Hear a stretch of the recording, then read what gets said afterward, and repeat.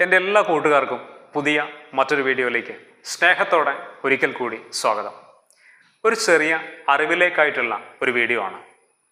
ഈ വീഡിയോ തീർച്ചയായിട്ടും നിങ്ങൾക്ക് ഉപകാരപ്പെടും. അതുകൊണ്ട് ഈ വീഡിയോ പറ്റുമെങ്കിൽ മുഴുവനായിട്ട് കാണാൻ ശ്രമിക്കുക.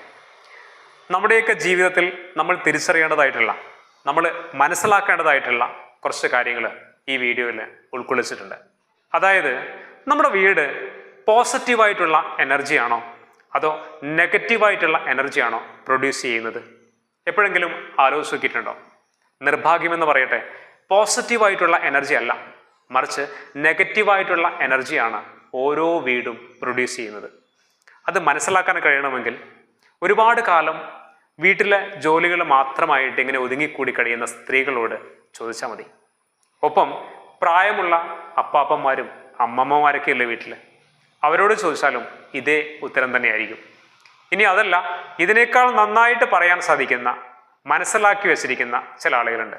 അതായത് കുറേ കാലം വീട്ടുജോലികളുമായിട്ട് വീട്ടിൽ തന്നെ ഒതുങ്ങി, വീടിൻ്റെ 4 ചുമരുകൾക്കുള്ളിൽ ഒതുങ്ങി ജീവിച്ച് പിന്നീട് എപ്പോഴോ ഒരു ജോലി കിട്ടി പുറത്തു പോയി ജോലി ചെയ്യാൻ ഭാഗ്യം കിട്ടിയ ആളുകളുണ്ടാവും. ഏറെക്കുറെ അത് സ്ത്രീകളായിരിക്കും. അവർക്ക് ഈ കാര്യം കുറെ കൂടി മനസ്സിലാക്കാൻ പറ്റും. കാരണം ഈ 2 സാഹചര്യങ്ങളും അവർ അനുഭവിച്ചിട്ടുണ്ട്. ഏതായാലും ഈ ഒരു കാര്യം നമുക്ക് കോമയിട്ടിട്ട് അവിടെ നിർത്താം. എന്നിട്ട് വേറെ കുറച്ച് കാര്യങ്ങൾ നോക്കാം. പണ്ട് കാലങ്ങളിൽ മനുഷ്യരെ ഗുഹകളിലാണ് ജീവിച്ചിരുന്നത്. ഗുഹകളിലെ സാഹചര്യം നമുക്കറിയാം. വലിയ വെളിച്ചമൊന്നും ഉണ്ടാവില്ല, ചെറിയ വെളിച്ചം മാത്രമേ ഉണ്ടാവൂ. മാത്രവുമല്ല, വല്ലപ്പോഴുമാണ് അവരൊന്ന് പുറത്തിറങ്ങുക. ഭക്ഷണത്തിന് വേണ്ടിയോ മറ്റെന്തെങ്കിലും ചെറിയ ആവശ്യങ്ങൾക്ക് വേണ്ടിയോ മാത്രമാണ് അവർ ഗുഹകൾക്കുള്ളിൽ നിന്ന് പുറത്തിറങ്ങിയത്. ബാക്കി എല്ലാ സമയവും ആ ഗുഹകൾക്കുള്ളിൽ തന്നെ ഒന്നിക്കുറങ്ങുകയോ അല്ലെങ്കിൽ അവിടെ എന്തെങ്കിലും ചെറിയ കാര്യങ്ങൾ ചെയ്ത് അവിടെ ഇരിക്കുകയാണ് ചെയ്യുക. ഇത് അവരെ സംബന്ധിച്ച് വലിയ അസ്വസ്ഥതകൾ ഉണ്ടാക്കാനിടയായി. കാരണം എപ്പോഴും ഈ ഗുഹകൾക്കുള്ളിലെ ഇരുട്ടും അതുപോലെ തന്നെ ഈ പാറയുടെ ഭിത്തികൾ മാത്രമാണല്ലോ കൂടുതലും കാണുന്നത്. എന്നാൽ പുറത്തിറങ്ങുമ്പോൾ അവർക്ക് സന്തോഷിക്കാൻ പറ്റുന്നുണ്ട്, പുറത്തെ കാഴ്ചകൾ അവർക്ക് ആസ്വദിക്കാൻ പറ്റുന്നുണ്ട്. അങ്ങനെ ഇതിൽ നിന്നൊരു മോചനം ഉണ്ടാവണം എന്നൊരു ചിന്ത അവരിലുണ്ടായി. അതായത് ഗുഹകൾക്കുള്ളിൽ അസ്വസ്ഥതയോടുകൂടി നിൽക്കുന്നത് എങ്ങനെ മാറ്റിയെടുക്കാം ഈ ഒരു മാനസികമായ അവസ്ഥ എന്ന ഒരു ചിന്ത അവരിലുണ്ടായി. ആ ചിന്തയുടെ ഫലമായിട്ട് അവര് പുറത്തെ കാഴ്ചകൾ തന്നെ നമ്മുടെ ഈ ഗുഹക്കുള്ളിലേക്കും കൊണ്ടുവന്നാലോ എന്ന ഒരു ഐഡിയയിലേക്ക് അവരെത്തിച്ചേർന്നു. അങ്ങനെ അവരെന്താ ചെയ്തതെന്നറിയോ? അവര് കല്ലുകൊണ്ടും പഴച്ചാറുകൾ കൊണ്ടുമൊക്കെ അവരുടെ ജീവിതത്തിൽ കണ്ടിട്ടുള്ള എല്ലാ കാഴ്ചകളും ആ ഗുഹകൾക്കുള്ളിൽ വരച്ചിടാൻ തുടങ്ങി.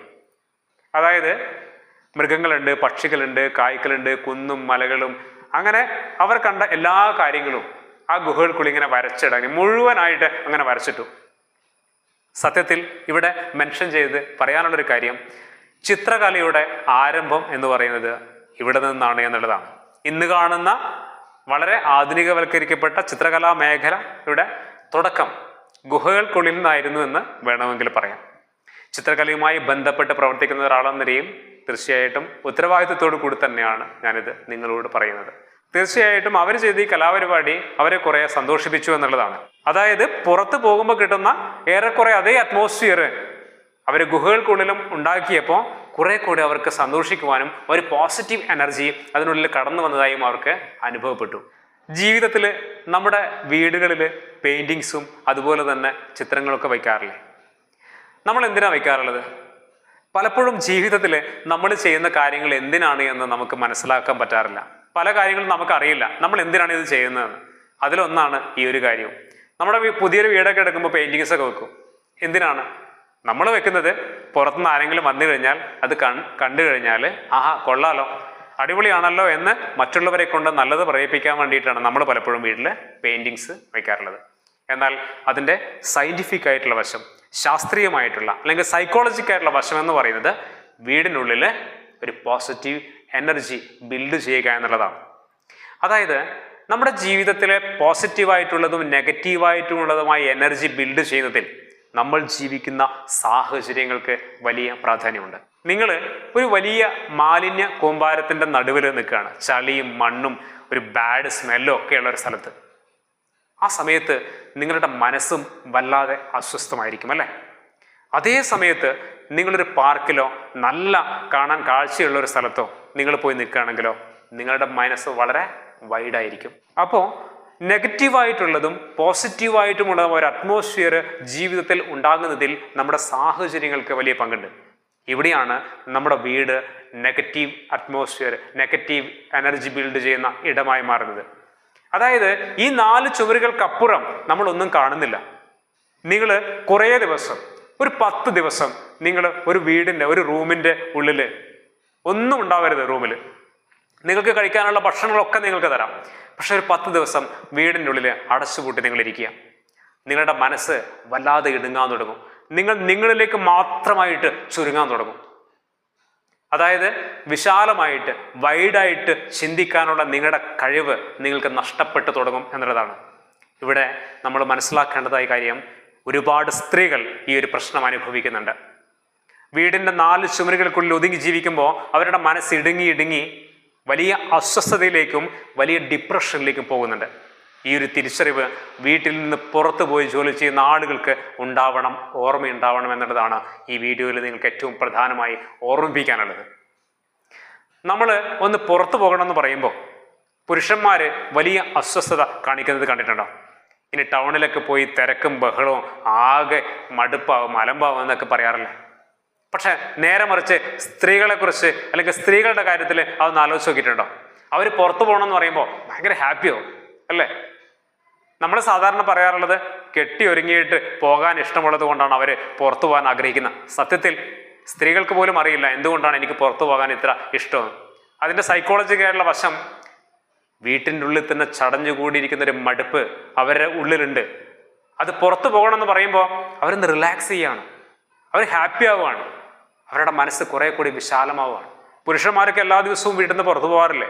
സ്ത്രീകളും അത് ആഗ്രഹിക്കുന്നുണ്ട്. ആഗ്രഹിക്കുന്നത് മാത്രമല്ല, അവർക്കത് ആവശ്യമാണ്. ഒരു മനുഷ്യൻ എന്ന നിലയിൽ മനസ്സിനെ കുറച്ചുകൂടി വിശാലമായ രീതിയിൽ ചിന്തിക്കാൻ പഠിക്കേണ്ടത് ഓരോ മനുഷ്യൻ്റെയും ആവശ്യമാണ്. അത് വീടിൻ്റെ അകത്തളങ്ങളിൽ ഇരിക്കുമ്പോൾ സാധ്യമാവുന്നില്ല. മനുഷ്യൻ അവനവനിലേക്ക് ചുരുങ്ങാൻ വിധിക്കപ്പെട്ടവരായി മാറുന്നുണ്ട്. അതുകൊണ്ട് ഇടയ്ക്കൊക്കെ സമയം കിട്ടുമ്പോഴൊക്കെ പുറത്തു പോവുക. നിങ്ങൾ കടയിലൊക്കെ പോകുമ്പോൾ നിങ്ങൾ മാത്രം പോകണമെന്നില്ല. നിങ്ങളുടെ ജീവിത പങ്കാളിയെയും മക്കളെയും ഒക്കെ കൂട്ടിയിട്ട് നിങ്ങൾക്ക് പോകാം, എത്ര അടുത്താണെങ്കിലും. അങ്ങനെ പുറത്തു പോകുമ്പോൾ, വീടിൽ നിന്ന് വെളിയിലേക്ക് ഇറങ്ങുമ്പോൾ അതൊരു പോസിറ്റീവ് എനർജി ബിൽഡ് ചെയ്യുന്നതിന് കാരണമാകുന്നുണ്ട്. നിങ്ങളുടെ ജീവിതത്തിൽ എന്തെങ്കിലും പ്രശ്നങ്ങൾ ഉണ്ടാകുമ്പോൾ, എന്തെങ്കിലും മാനസികമായ സങ്കടങ്ങൾ ഉണ്ടാകുമ്പോൾ, ഇനി അതൊക്കെ പോട്ടെ, ഒരു ഫംഗ്ഷൻ നടക്കുകയാണ് വീട്ടിൽ, മക്കളുടെ കല്യാണമാണ്, ഈ സാഹചര്യങ്ങളിലൊക്കെ പല തീരുമാനങ്ങളും ജീവിതത്തിൽ എടുക്കേണ്ടി വരും. നിങ്ങൾ വീടിൻ്റെ അകത്തളത്ത് നിന്ന് എടുക്കുന്ന തീരുമാനത്തെക്കാൾ ബെറ്റർ ആയിരിക്കും നിങ്ങളൊന്ന് പുറത്തു പോയിട്ട് ഈ കാര്യത്തെ ചർച്ച ചെയ്യുന്നത്. നിങ്ങളൊരു പാർക്കിലോ അല്ലെങ്കിൽ ബീച്ചിലോ അല്ലെങ്കിൽ കുറച്ചുകൂടി സമാധാനം കിട്ടുന്ന പ്രകൃതിയോട് ഇണങ്ങിച്ചേർന്നിരുന്ന് സംസാരിക്കാൻ പറ്റുന്ന ഒരിടത്ത് പോയിട്ട് നിങ്ങൾ ഈ കാര്യങ്ങളൊക്കെ ചർച്ച ചെയ്യുക. നിങ്ങൾ കുറെ കൂടി നല്ല തീരുമാനങ്ങൾ, കുറെ കൂടി ആത്മവിശ്വാസമുള്ള തീരുമാനങ്ങൾ നിങ്ങൾക്ക് എടുക്കാൻ പറ്റും. കാരണം വീട് എന്ന് പറയുന്നത് നെഗറ്റീവ് എനർജിയാണ് പ്രൊഡ്യൂസ് ചെയ്യുന്നത്. കാരണം അതിൻ്റെ അകത്തളത്ത് നിന്നുകൊണ്ട് നമ്മൾ ഏതൊരു കാര്യം ചിന്തിക്കുമ്പോഴും നമ്മുടെ ചിന്തകൾ ഇടുങ്ങിയതായിരിക്കും. അത് കുറച്ചൊക്കെ നമുക്ക് മാറ്റിയെടുക്കാൻ കഴിയുന്നത് വീടിൻ്റെ ഉള്ളിൽ എന്തെങ്കിലുമൊക്കെ പെയിൻറ്റിങ്സും അതുപോലെ തന്നെ ചെടികളും മറ്റുള്ള കാര്യങ്ങളും ഇൻറ്റീരിയർ ഡെക്കറേഷനും ഒക്കെ കൊണ്ടുവരുമ്പോൾ വീടിൻ്റെ അറ്റ്മോസ്ഫിയർ മാറുകയാണ്. പുറത്ത് നമ്മൾ പോകുമ്പോൾ കിട്ടുന്ന ഒരു അറ്റ്മോസ്ഫിയർ അവനവൻ്റെ വീടിൻ്റെ അകത്തളങ്ങളിലേക്ക് കൊണ്ടുവരാൻ നമുക്ക് കുറച്ചൊക്കെ സാധിച്ചാൽ വീടിനെ മനോഹരമാക്കാൻ പറ്റും. പലപ്പോഴും പുരുഷന്മാരെ സംബന്ധിച്ച് ഇത് വലിയ പ്രശ്നമുള്ള കാര്യമല്ല. കാരണം അവർ രാവിലെ ജോലിക്ക് പോകുന്നു, വൈകുന്നേരം തിരിച്ചു വരുന്നു. ഒരു വിശ്രമ കേന്ദ്രം പോലെയാണ് പലപ്പോഴും പല പുരുഷന്മാരെ സംബന്ധിച്ചും വീട് എന്ന് പറയുന്നത്. അവർക്ക് ഈ പ്രശ്നങ്ങളൊന്നും പെട്ടെന്ന് മനസ്സിലാക്കാൻ സാധിക്കണമെന്നില്ല.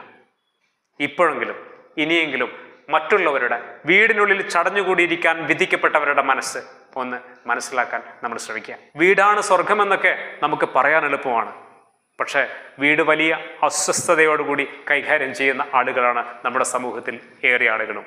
അത് പലപ്പോഴും മനസ്സിലാക്കാൻ കഴിയാറില്ല എന്നുള്ളതാണ് കാര്യം. വീടിൻ്റെ ഉള്ളിൽ അകത്തളങ്ങളിൽ ഒതുങ്ങിപ്പോകുന്ന ജീവിതങ്ങളെ തിരിച്ചറിയുക. പ്രായമുള്ള ആളുകളെയൊക്കെ ഉണ്ടെങ്കിൽ ഇടയ്ക്കിടയ്ക്ക് അവരെ പുറത്തൊക്കെ കൊണ്ടുപോകണം. വീടിന് വെളിയിലേക്ക് അവരെ കൊണ്ടുപോകാൻ നമ്മളിപ്പോഴും ശ്രമിക്കണം.